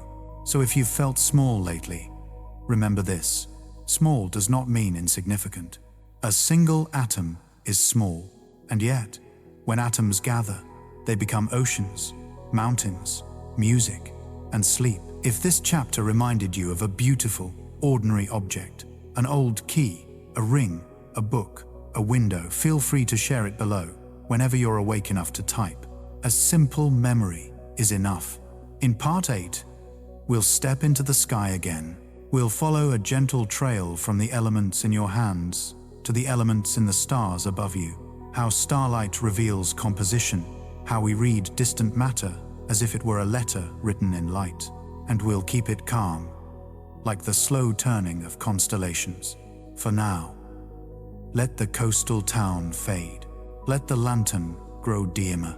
Let the table on the wall become a soft pattern of squares, like sleepy tiles, and let yourself settle quietly into the most comfortable arrangement you can find. stay exactly as you are. If your eyes are closed, let them remain closed. If they're open, let them soften, as if you're looking through a thin veil of sleep. The observatory is quieter now, almost as if the whole building is listening. Tonight, we step out of the room, not with urgency, but with that slow, careful wonder you feel when you open a door and the night air meets your face. Outside, the hill is cool. The grass is dark and still. A faint breeze moves like a gentle hand across the landscape. Above you, the sky is full. Not full in a busy way, full in a spacious way. And as you look up, you may feel a familiar kind of peace. The peace of realizing your problems are not the whole universe. They are real, but they are not everything. The sky doesn't deny your life. It simply widens it. Now, here is the soft question at the heart of this chapter. How do we know what stars are made of? We can't travel to most stars. We can't scoop a piece of them into a jar. We can't hold them like we hold a stone or a coin. And yet, we know their ingredients, not by possession, by reading, because starlight is a letter written in light. And once you learn the gentlest way to read it, the entire sky becomes a library. Imagine a beam of light leaving the surface of a star. It begins its journey with no rush, just speed, constant, patient, faithful. It crosses emptiness. It passes through thin clouds of dust. It travels for years, centuries, sometimes thousands or millions of years. And then, one night, it reaches Earth. It reaches your side of the planet. It reaches your eyes. The fact that light can carry information across that distance is one of the calmest miracles in science. Light doesn't only illuminate, it remembers. Because when light leaves a star, it carries the star's fingerprints. Not fingerprints of skin, but fingerprints of atoms. Each element interacts with light in its own way. It absorbs certain colors. It lets others pass. It leaves a pattern like tiny missing notes in a song. And when scientists spread starlight into a spectrum like a rainbow stretched out into a line, they can see those missing notes. Dark lines, fine and precise. A quiet barcode across the light. Those lines tell us, hydrogen is here, helium is here, sodium is here, calcium is here. Not as a list to memorize, just as a gentle translation. A way of saying, this star too is made of the same alphabet. So the periodic table on the wall and the sky above your head are not separate. They are connected by light. If you've ever felt disconnected, like you're living inside your own small struggle, this connection can be soothing because it reminds you, you belong to the same material story as everything else. Now, let's make it even more calming by turning this science into a simple image. Imagine you are holding a thin glass prism in your hand. In the observatory, the lamp is dim, but the star's light is focused through a telescope and guided into the prism. The light enters as white, soft, pale, almost plain. Then the prism spreads it out. A quiet ribbon of color appears. Violet, blue, green, yellow, orange, red, subtle and clean. And across that ribbon, you notice thin, dark threads, little gaps, little absences. Those absences are not mistakes. They are the star speaking in its own language. It's as if the star is saying, these are the notes I keep. These are the notes I take. This is what I am made of. This is what it means to read the sky. And it can feel surprisingly intimate. Because you are receiving information that has traveled an impossibly long distance just to arrive at you quietly on one ordinary night. Now, if you're the kind of person who likes calm wonder, let that idea rest in your chest. The universe sends letters, and we, small and tender beings, have learned how to read them. There is something humble and beautiful about that, and it connects to our story of the periodic table in a gentle way, because many elements were first recognized, not by holding them, but by seeing their signatures in light. Sometimes, even on Earth, An element can announce itself through a color in flame, a soft glow, a tint. Sodium, for example, can shine with a warm yellow. If you've ever seen an old streetlight with that golden color, you've seen sodium's quiet presence painted into the night. Copper can give green-blue tones, like a sea glass glow. Strontium can give red like a small ember in the dark. These are not tricks. They are fingerprints, light being shaped by atoms. Now, let's drift out again, away from the instruments, and simply look at the sky as a listener. When you stare at the stars long enough, you may notice that the sky is not still. It moves slowly, not fast, like screens, not sharp like alarms. It moves like deep water. Constellations tilt, the moon slides, clouds drift. This slow motion is one of the most calming tempos on Earth. It gives your mind permission to slow down too. So if you feel comfortable, allow your breathing to match the sky's pace, in and out. Now here is a soft discovery that often surprises people in the gentlest way. Many of the elements you depend on, iron in your blood, calcium in your bones, carbon in your cells, were forged in stars long ago, and then scattered into space, and then gathered again into the earth. You don't need to picture anything violent. You can picture it like pollen drifting on wind, like seeds carried by a current, like dust slowly settling onto a windowsill over many quiet days. The universe makes ingredients, releases them, and then uses them again. A recycling process so vast and slow that it feels more like a lullaby than a machine, and you are part of that recycling. The iron carrying oxygen through you tonight may have once been inside a star's core. The calcium in your teeth may have once been part of ancient stardust. The carbon that holds your thoughts may have once drifted through darkness before it ever became you. This is not just poetic, it's one of the most grounding scientific perspectives we have. You are not separate from the sky. You are a continuation of it. If your life has felt heavy, let that thought lighten it a little. Not by denying your burdens, but by widening your identity. You are not only a worker, a parent, a caretaker, a tired mind. You are also a piece of cosmic history, held gently together for a while. And there is another calming truth here. When we read starlight, we are often reading the past. Light takes time to travel. So when you look at a star, you're not seeing it as it is right now. You're seeing it as it was when that light began its journey. That means the night sky is layered with time. Some stars you see may already have changed since their light left them, but their old light still arrives like a memory. Isn't that tender? The sky is like a memory box that keeps delivering its contents to you. Slowly, patiently, night after night, and that can be a soft comfort to anyone who misses the past or worries about the future, because it suggests the present is not a hard line. It's a gentle overlap. Your mind does something similar. It blends past and present, memory and sensation into one soft experience.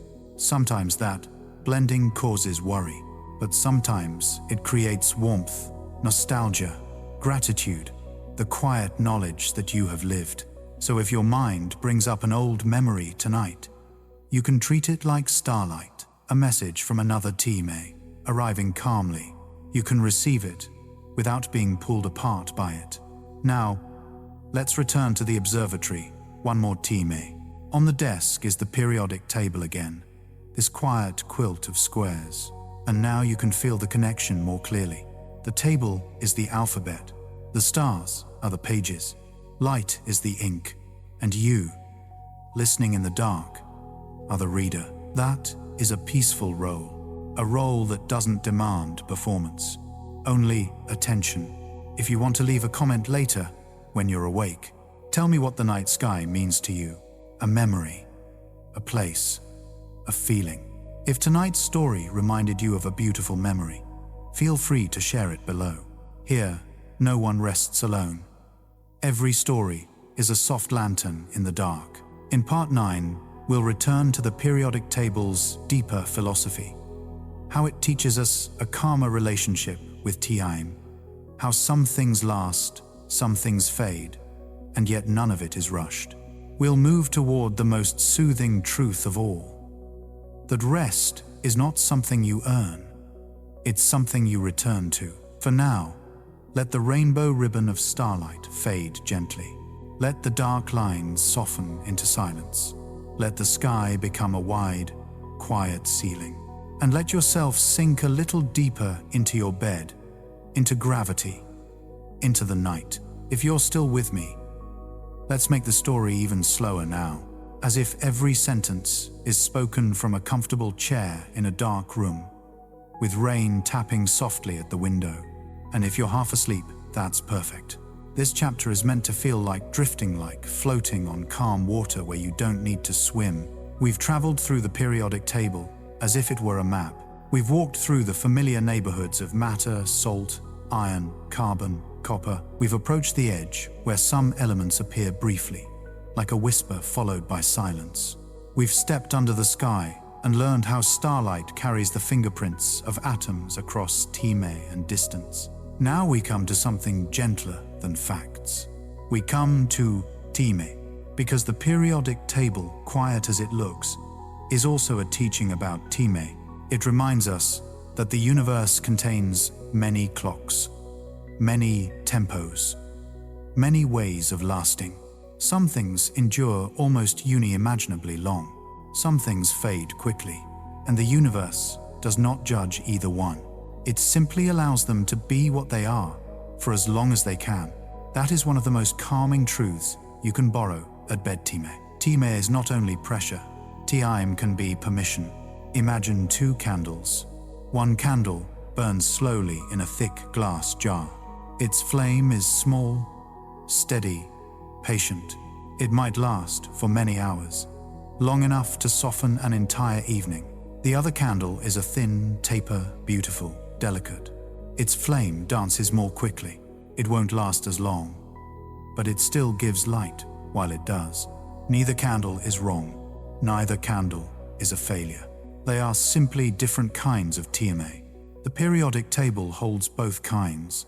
Stable elements like deep jar candles, content to remain in their arrangements, and unstable ones like small tapers, brief and bright, changing almost as soon as they appear. And this is the gentle philosophy hidden in chemistry.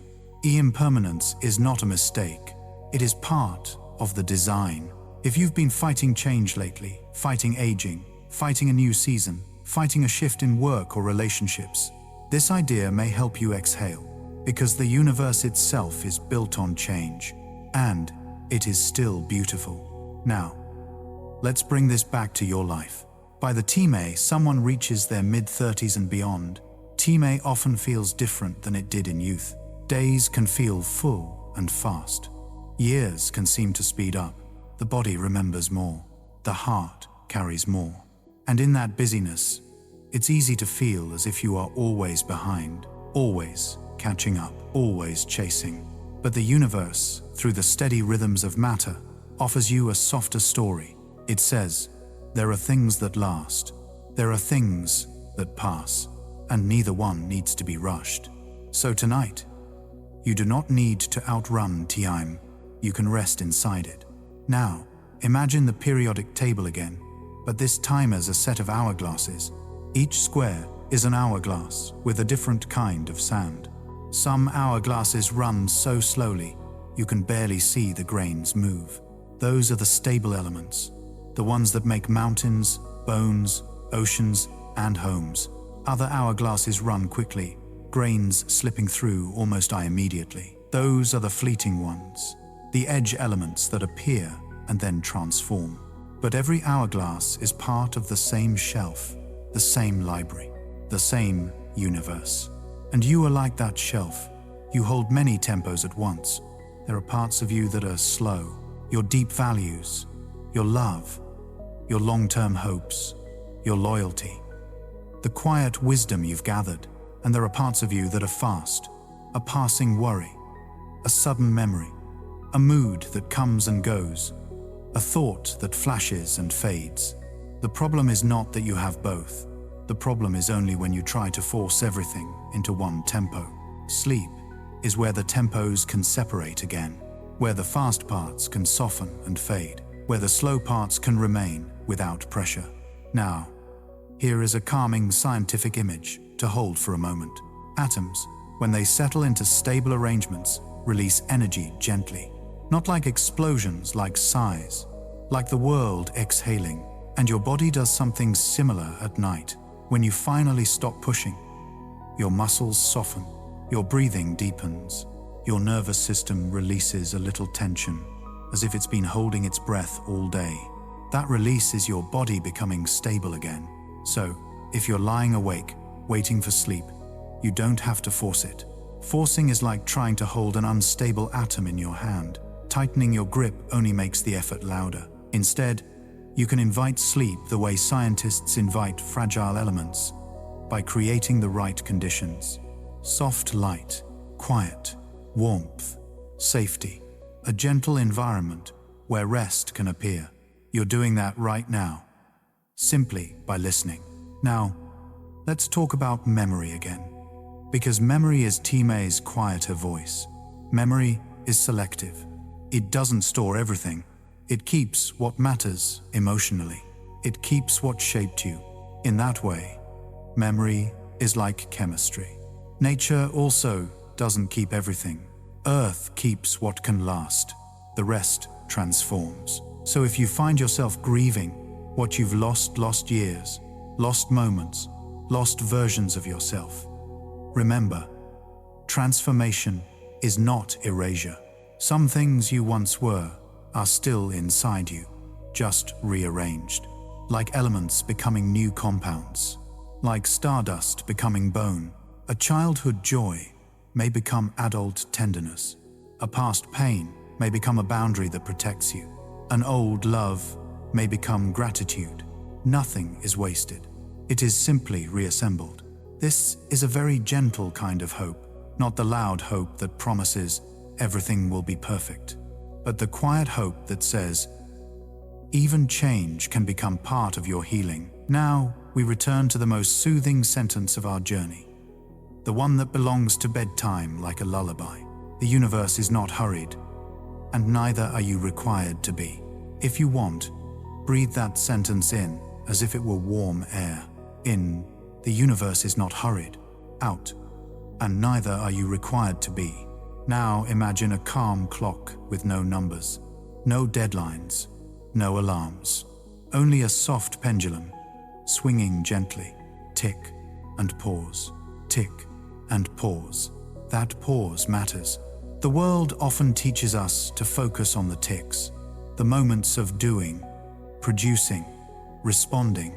But life is also made of pauses. Pauses are where you digest, where you recover, where you integrate, where you remember who you are. Sleep is the deepest pause of all, and it is not something you have to earn by being perfect. It is something you return to because you are human. Now, let's give your mind a final soft picture for this chapter. Imagine a shoreline at night again. The waves arrive and leave, arrive and leave. They never rush. They never apologize for being repetitive. They do not worry about tomorrow's waves. They simply follow the moon's gentle pull. That's what you can do tonight.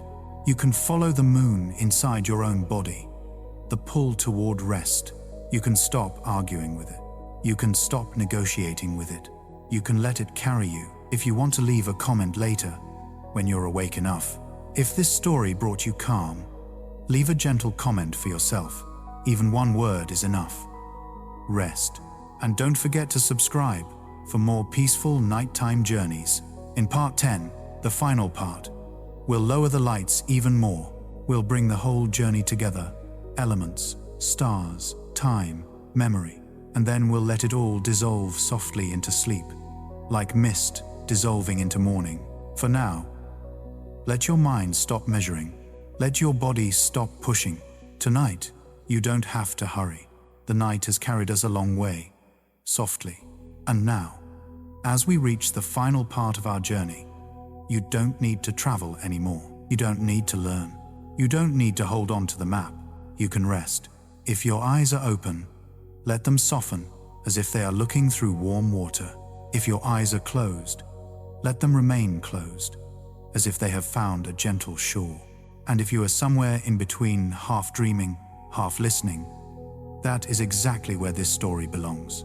In the observatory on the hill, the lamp is almost out, not suddenly, not dramatically, just dimmer than before, as if the light itself is growing sleepy. The periodic table still hangs on the wall, but now it feels far away, like a memory of a memory.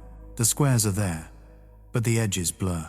The names soften, and what remains is not information, but a feeling, a calm or a quiet belonging. Tonight, we treated the periodic table as a map.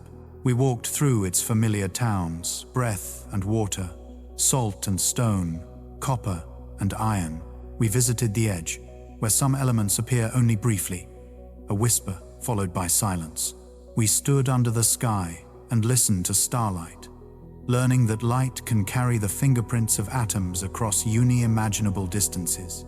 We let dreamy become gentler, not a pressure, but a rhythm. And now, we bring it all back to one simple truth. You are part of this story, not as an observer outside it, as a chapter within it. Your body is made of ancient ingredients that have been rearranged many times. Hydrogen that once drifted through early darkness, carbon that learned how to bond and build complex shapes, oxygen that makes water possible, and breath steady, calcium that holds you up without asking for recognition, iron that carries quiet life through your blood, even when your mind is tired. These elements are not only in you, they are you held together for a while, in a human form that can think, feel, love, worry, and finally, sleep. So if your day felt heavy, remember, the universe did not rush to make you, it took its dreamy. And tonight, you're allowed to take your time too. Now, let's create the gentlest closing scene. Imagine the observatory door opening. You step outside, but you don't walk far. You simply stand on the wooden porch. The air is cool. The night smells like distant leaves, like quiet earth, like something clean above you. The stars are steady, not bright in an alarming way, just present, a soft ceiling of light, a reminder that there is more space than noise. And somewhere in that space, the universe continues its slow work. Atoms drifting, stars shining, matter rearranging, dreamy passing without hurry. If your mind tries to grab a thought tomorrow, a concern, a list, let it loosen. You don't have to solve anything right now. You are allowed to be unfinished. You are allowed to be uncertain. You are allowed to rest inside the question. Because the unknown can be quiet, and quiet can be safe. Take a slow breath in, and as you breathe out, imagine setting down the day, not throwing it away, just placing it gently on a shelf, like a book you can return to later. In and out. Now, I want to offer you one last, soft discovery, simple, calming, and true. Many things in the universe become stable by releasing what they don't need. They settle by letting go. They find their most comfortable arrangement by moving toward rest. And your body is doing the same thing tonight. Even if you can't feel it yet, your muscles are learning to soften. Your jaw is loosening. Your shoulders are sinking. Your breath is smoothing itself into a slower tide. If a thought whispers, let it whisper. If it fades, let it fade. A whisper, then silence. Now I imagine your mind as a dark lake again. The surface is becoming smooth, and beneath the surface, your deeper self is settling, not by effort, by permission. You might notice how the story has changed your inner temperature. At the beginning, curiosity was a small lantern. Now, curiosity can sleep too. It can curl up and rest beside you, like a quiet animal that has walked enough for one night. Because there is no more distance to cover, this is the soft ending. No climax, no push, only a slow return. If you are still awake, you can let the words become softer and less important. You can let sentences blur. You can let meaning dissolve into sound, like waves repeating on the shore without needing to be understood. And if you are already drifting, let the drifting deepen. You are safe here. You are held by gravity. You are supported by matter that has learned how to last. Now, a gentle question. You can carry into sleep if you like. When was the last time you let yourself be cared for without earning it? You don't need an answer, only the permission. Tonight, rest can care for you. And one more invitation, very soft. If tonight's story reminded you of a beautiful memory, feel free to share it below when you wake. A night sky you once loved, a quiet place you miss, a simple object that holds your history, an old key, a worn book, a ring, a window with rain on it. Here, no one rests alone. Every story is a soft lantern in the dark. If this story brought you calm, leave a gentle comment for yourself. Something small, like, "I'm here, I did enough. Good night." And if you'd like more peaceful nighttime journeys, don't forget to subscribe to Sleepy Insight channel. New stories will be waiting for you whenever you need them. Now the words will begin to slow even further, not because we are running out of things to say, because we are choosing silence. Because silence is the most natural ending for a night story. So let's lower the light completely. Imagine the observatory lamp clicking off. The room is dark, but not empty. The periodic table is still there, unseen, like a familiar picture in a dark hallway. Outside, the stars continue to shine. Inside, your breathing continues to move. The universe continues to be patient, and in that patience, you can release. Release the day. Release the need to understand. Release the need to hold yourself tightly. Just as atoms settle into their most comfortable arrangements, you can settle into yours. Let your forehead smooth. Let your tongue rest. Let your hands become warm and still. Let your chest rise and fall like a slow tide. If you hear a sound in your room, let it pass. If you feel a thought, let it float away. If you notice time, let it soften into the background. The universe is not hurried, and neither are you required to be. Now, gently, we come to the last moment. Good night, my friend. Good night, one sleepy soul at a time.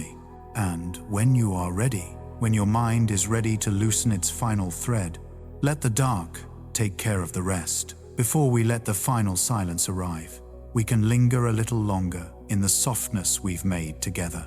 Picture a long hallway in an old museum. After closing, the floor has the faint shine of footsteps from the day. The air smells like quiet wood and paper and distant dust. The exhibits are still, but they don't feel lifeless. They feel as if they are sleeping, resting in their places, content to be seen tomorrow.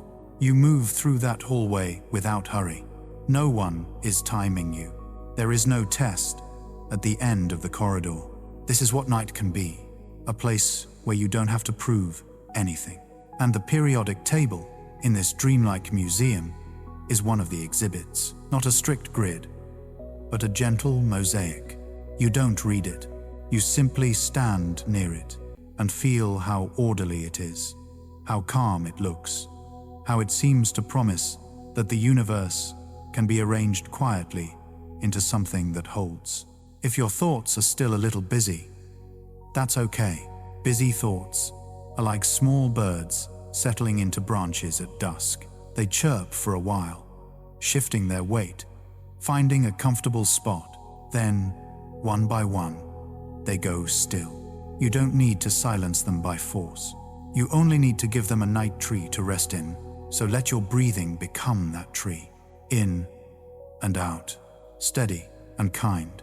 Now I imagine the ocean again. Not an ocean you have to cross, just an ocean you can listen to. The waves arrive in slow layers.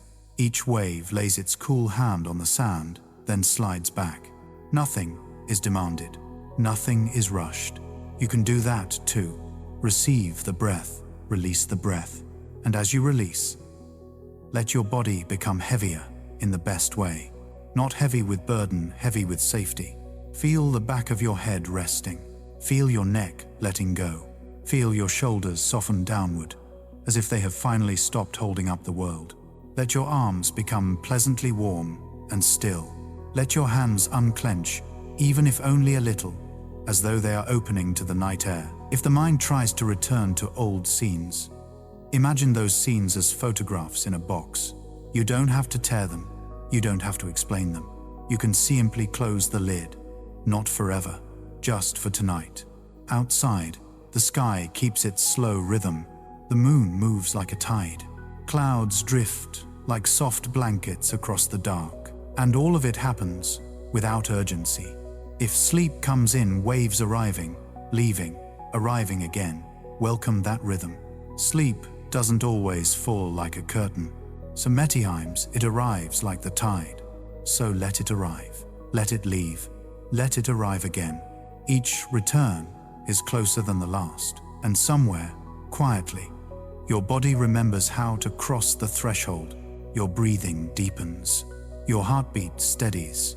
Your face relaxes at the corners, as if it is finally allowed to be neutral. The muscles behind your eyes soften. The tongue rests. The jaw releases.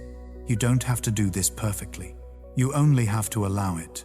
The universe is patient with every process, with every becoming, with every settling. Tonight, you can be patient with yourself too.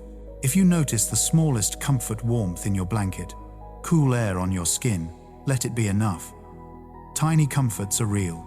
They can carry you gently into sleep. Nothing else needs your attention.